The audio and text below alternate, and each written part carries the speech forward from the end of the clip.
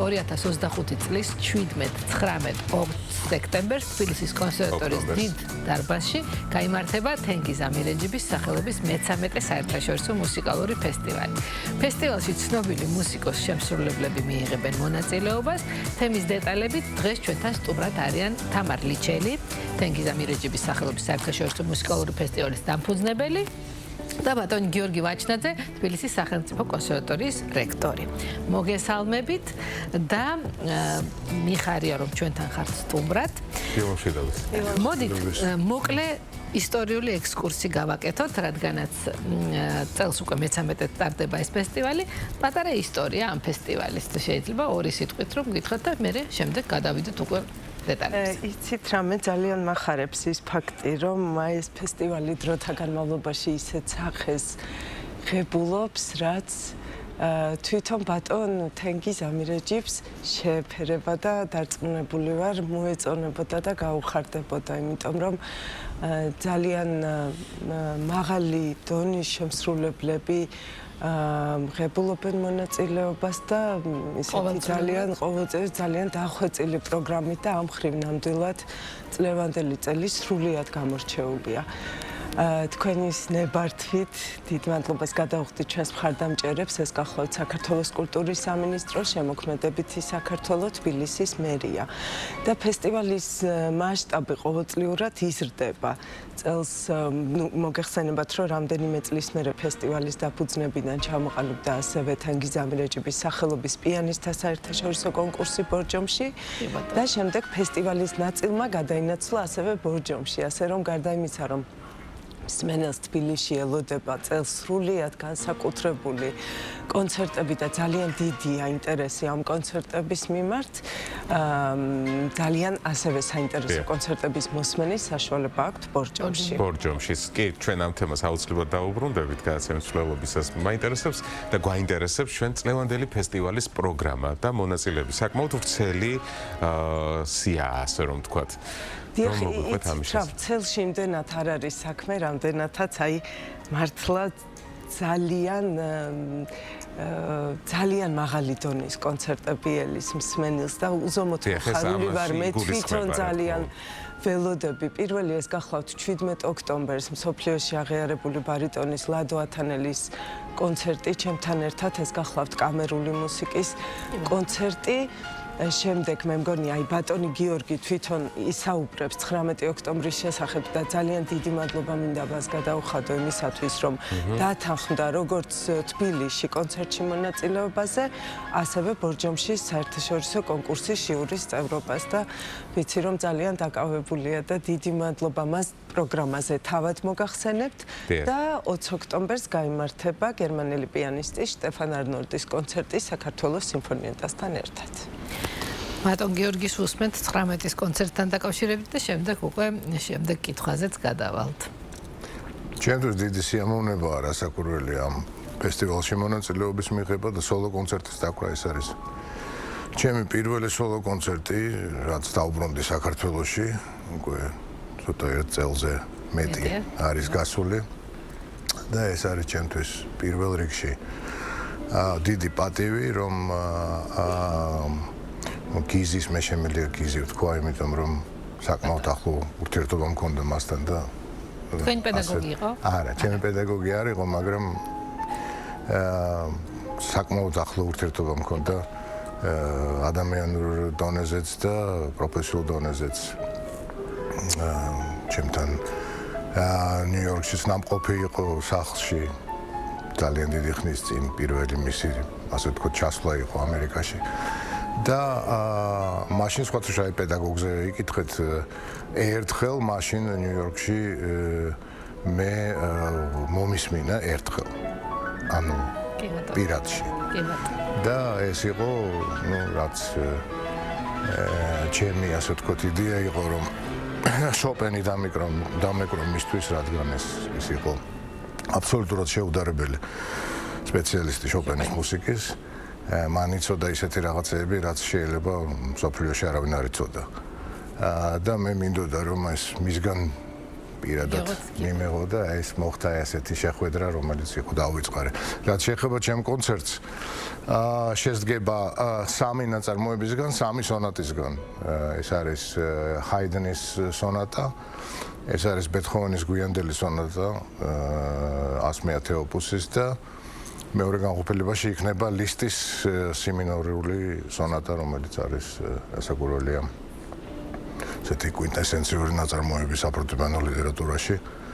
და იდეა ამ პროგრამის არის რასაკურველია მუსიკის მოყვარულებმა იციან რომ ჰაიდენიც და ლისტიც ერთი ადგილიდან არიან წამოსულები, ეს არის ესტერხაზის ასე ვთქვათ მამული ჰაიდენი იქ მუშაობდა მთელი ცხოვრება და ლისტი დაიბადა იქ და სანომენაში გადავიდა და იქ გაიზარდა და ბეთჰოვენი რასაკურველია იყო ჰაიდენის მოსწავლე და ლისტიც მოსმენელი ყავდა ერთხელ შესაბამისად არის რაღაცა გარკვეული ჩანაფიქრე ამაში და გარდა იმისა, გვიანდელი ბეთჰოვენის სონატა რასაკურველი არის რომანტიული მუსიკა პრაქტიკულად და ასევე იცქირება წინ უკვე ლისტისკენ. აქედან გამომდინარე, აი ესეთი პროგრამა იმედია რომ სასიამოვნო იქნება. ძალიან საინტერესო. თქვენ ახსენეთ რომ გიორგის გარდა კიდევ სოფლიოში სახელგანთქმული მუსიკოსები მიიღებენ მონაწილეობას. რამდენად რთულია, მოდით აი ეს რაღაც კულუარულადაც შევიდეთ ესე ვთქვათ კულუარებში და რამდენად რთულია მათ ესე ვთქვათ დღის წესრიგში ჩაისვას ხოლმე აი ესეთი ტიპის და საქართველოში ჩამოყვანილ იქნან ესეთი დიდი მსოფლიო ვარსკვლავები როგორც ბატონი ლადოა მაგალითად როგორც გერმანელი ახსენეთ თქვენ.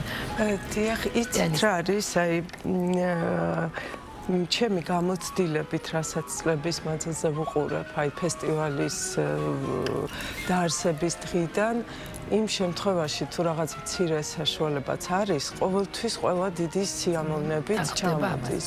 აი ნამდვილად ფესტივალზეც, ასევე კონკურსზე ბორჯომში, ალბათ საქართველოს მიმართ სიყვარულიც განაპირობებს ამას, ვინც ბატონ გიზის იცნობდა ხო რასაკვირველია არ ამბობს უარს თუ აქვს ფიზიკურად ამის საშუალება და ცხადია ის რომ საქართველოს ჩვენი მუსიკალური კულტურა და განსაკუთრებით საფორტეპიანო სკოლა იმდენად განთქმულია რომ მე მგონი აი ესეც გარკვეულწილად განაპირობებს ამას რომ ჩასვა ხოლმე თავის კალენდარში ესე ვთქვათ.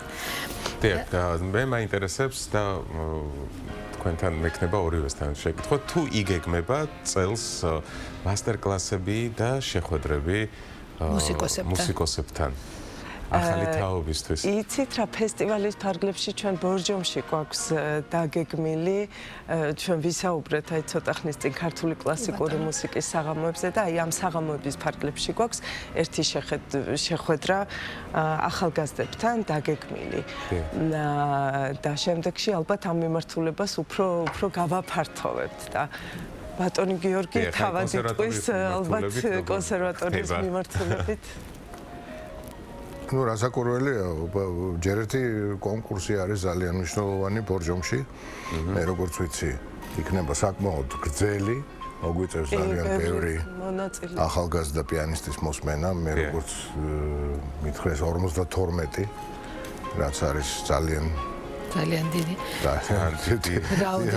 და არის მე როგორც ვიცი არიან სტუმრებიც საერთაშორისო კონკურსია ჩამოსულები არიან სხვადასხვა ქვეყნებიდან და ჩვენი სტუდენტები რასაკურველი კონსერვატორიის ჩემი 3 სტუდენტი მონაწილეობს და საუკეთესო ასე ვთქვათ ძალები ჩვენი ახალგაზრდა ნიჭიერი პიანისტების იქნება წარმოდგენილი მაგ კონკურსზე და ეს უკვე მაგათთვის უზარმაზარი გამოცდილება აუცილებელი არ არის მასტერკლასები იყოს და რაღაც საერთო სცენაზე ყოფნა დაკვრა ეს უკვე მნიშვნელოვანი რასაკურველია ეს უკვე საგანმანათლებლო ასე გამოწვევა დიახ, აი ბატონმა გიორგიმ სწორად თქვა და მეც მინდა ხაზი გაუსვა, რომ წელს არის ძალიან დიდი ინტერესი კონკურსის მიმართ. დიახ, მე ვფიქრობ, რომ ეს განაპირობა როგორც ჟიურის შემადგენლობამ, ასევე იმ ფაქტმა, რომ კონკურსი გაწევრიანდა წელს ალი კარგერიხის საერთაშორისო კონკურსების ფონდში, რაც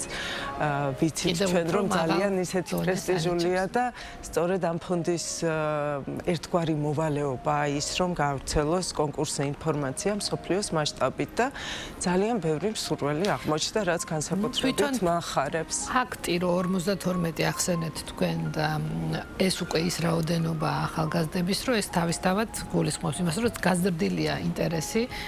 მიუხედავად იმისა, რომ ბორჯომი ზოგადად არის ის ქალაქი, რომელიც მთელი ცხოვრება არის მუსიკალურად ძალიან დატვირთული. მე კიდე ბავშვობაშიც მახსოვს იქ თავის კომპოზიტორთა სახლიდან დაწყებული ძალიან ბევრი კერა იყო ბორჯომში, ისეთი, სადაც მუსიკალური ცხოვრება ჩქეფდა. იცით რა მაინტერესებს? ზოგადად აი ესეთი ტიპის ფესტივალები ქვეყნის იმიჯზე რამდენად მოქმედებს და აი რა არის ის, რაც დაუშვათ მსოფლიოსთვის საინტერესოს ხდის საქართველოს, აი ესეთი ტიპის ფესტივალები რა როლს თამაშობს ესე? არა, ძალიან დიდ როლს თამაშობს, რასაკვირველია ჩვენ სხვათა შორის საკმაოდ ბევრი ფესტივალი გვაქვს წლის განმავლობაში. არა მარტო კონსერვატორიაში, არამედ სხვა დარბაზებშიც. ეს რასაკვირველია კულტურული ცხოვრების მაჩვენებელია. აბსოლუტურია და სტუმრებისთვის რასაკვირველია ეს გასაგებია, რომ შეიძლება ასე ვთქვათ ახალგაზრდა თაობამ შეიძლება არ იცოდეს თუ რა კულტურული მემკვიდრეობა აქვს საქართველოს. არა მარტო კლასიკურ მუსიკაში, არამედ საერთოდ კულტურული მემკვიდრეობა და აი ეს ასე ვთქვათ ეხლა აი ესეთი აღორძინება ამ ფესტივალების და სხვადასხვა ღონისძიებების მე მგონი ძალიან აძლიერებს ჩვენს იმიჯს, ცნობადობას როგორც ქვეყნის. რასაკვირველია გაცილებით უფრო მნიშვნელოვანი არის ის თუ რას ვაკეთებთ ქვეყნის გარეთ, იმისთვის რომ ასე ვთქვათ აი ეს როგორც ვიცი ძალიან აქტიურია. მაგრამ აი ეხლაც ეს ამაზე ძალიან ბევრი საუბარია და ძალიან ბევრი ასე ვთქვათ სურვილები და იდეები არის, რომ აი ეს ჩვენი კულტურული განძი გავიტანოთ ისე კი არა ინდივიდუალურად, როგორც მაგალითად ლადო ათანელი მღერის იქ სადღაც და ვიღაცა სადღაც აკეთებს, არამედ როგორც საქართველოს წარმომადგენლები და არა როგორც საქართველოს სახელით, არა და ინდივიდუალური ასე ვთქვათ არტისტები ისედაც მოღვაწეობენ ძალიან აქტიურად. კი ბატონო. და შეჯამების სახით შეიძლება დიდი ბოდიში ერთს დავამატებ, აი ბატონ გიორგის ნათქვამს, ჩემთვის პირადად აი ამ ფესტივალის ღირებულება ამ კუთხით არის რომ ხაზგასასმელი, რომ აი უცხოელი სტუმრები, ვინც აქამდე არ იცნობდნენ თენგიზ ამირეჯიბს, ისინი ჩვენ ყოველთვის ვუშვებთ ჩანაწერებს, როგორც თბილისში, ასევე ბორჯომში და აღფრთოვანებულები არიან სრულიად მოხიბლულები, იმიტომ რომ ის რაც ბატონ თენგიზ გააჩნდა, აი ბატონი გიორგიც ამბობდა შოპენის განსაკუთრებული და მე კიდე როგორც მისი სტუდენტი დავამატებდი რამდენიმე კომპოზიტორს, რომელზე მუშაობისაც სრულიად გამორჩეული იყო, მაგალითად მოცარტი, პროკოფიევი. ის რა ესეთი მუსიკოსები მართლა ძალიან ცოტანი არიან, აი ასეთი დახვეწილი, ასეთი არისტოკრატული, ასეთი გემოვნებიანი და ჩემთვის ძალიან ღირებულია ის, რომ საქართველოში ჩამოსული სტუმრები ეცნობიან ბატონი გიზის შემოქმედებას. გესურვებთ ძალიან დიდ წარმატებებს, ძალიან დიდ საქმეს აკეთებთ თქვენ ქართული კლასიკური მუსიკის პოპულარიზაციისთვის და ცნობადობის ამაღლებისთვის. ქვეყნისთვის რაც ყველაზე მთავარია, ღმერთმა ხელი მოგიმართოთ. ძალიან დიდი მადლობა. საქმეში